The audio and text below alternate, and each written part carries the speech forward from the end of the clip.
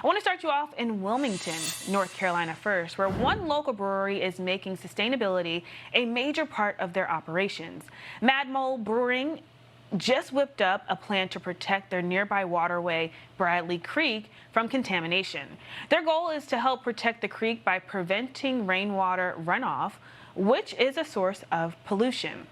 Here to discuss how they made this happen is Mad Mole Brewing Operations Manager Dano Ferons.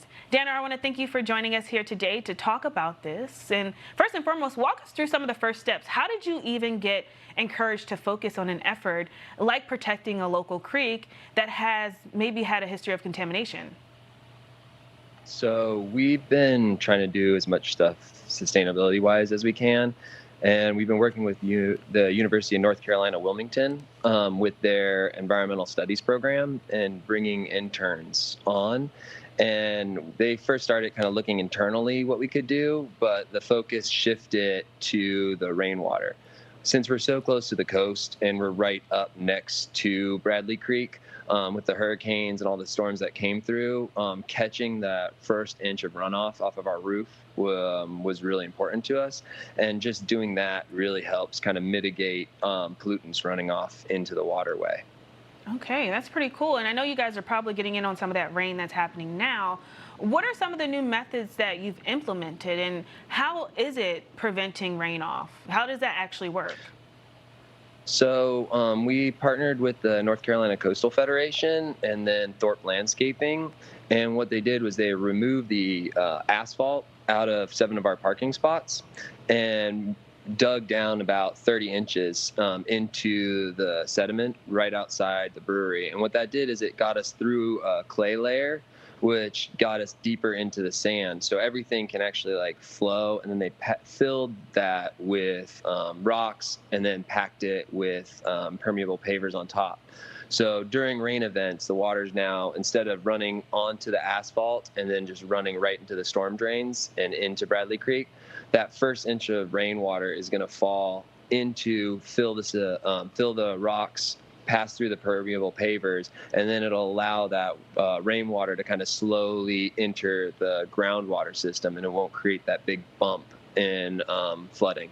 Wow, so you guys gave this deep thought. I could see kind of some of those permeable pavement being put in some of the images that we just had up on the screen for to show us kind of all of this that you just kind of explained. It seems like it's very detailed. So why exactly is it that stormwater and runoff is becoming harmful for the local environment? How did you guys come to this term? So we've known that it just like any sort of pollutants, anything in our parking lot or any other parking lot that lands on the pavement is going to end up in a stormwater basin at some point. So Bradley Creek, there's been a lot of construction and building projects around Bradley Creek for a long time.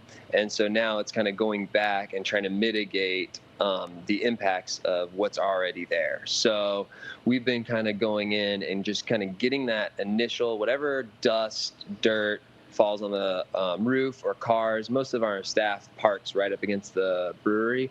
So if somebody has a leaky car, if they're parking over the pavers, that's going to get trapped in the sediments versus getting washed away and into the creek nearby. Right, you guys did some deep work. I see you guys got teams on this too. As a local business that kind of focuses on sustainability, are there any other initiatives that you guys are particularly working towards or maybe even proud of at this point? Yeah, so we got 3 that we're really proud Wow. of. The first one, we capture our trub, which is like hops and yeast out of tanks. We divert all of it from the local stormwater system or sewage system, and put it into barrels that a local compost company takes, and then we'll get soil back from that. And then there's the plastic 4-pack holders and 6-pack holders that breweries use. We collect those back from our accounts and just businesses or just locals. Anyone can give them back to us, and we wash them. If they're still good, we'll reuse them. Otherwise, we make sure they get properly recycled. And same with any of our cardboard boxes. We're constantly going out and delivering beer, and then when we deliver beer, we'll just, hey, here's some beer, we'll load up a shelf, and then we'll take the box back so we can reuse the box. So really it's kind of a focus on what we're doing in the brewery and really kind of bringing it down. And then the owners started the business by running an electric brew house with solar panels on the roof. So we're running beer that's just brewed by the sun.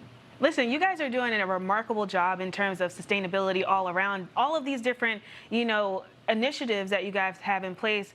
I'm inspired. So keep up the good work. Certainly happy that you Thank you. guys have found a way with the runoff and the rain to kind of mitigate that pollution as well. Dano Ferons, it was a pleasure talking to you, Mad Mole Operations Manager. Thanks again for joining us Thank here you. at Fox Weather. Yeah, thank you. Pleasure talking to you as well.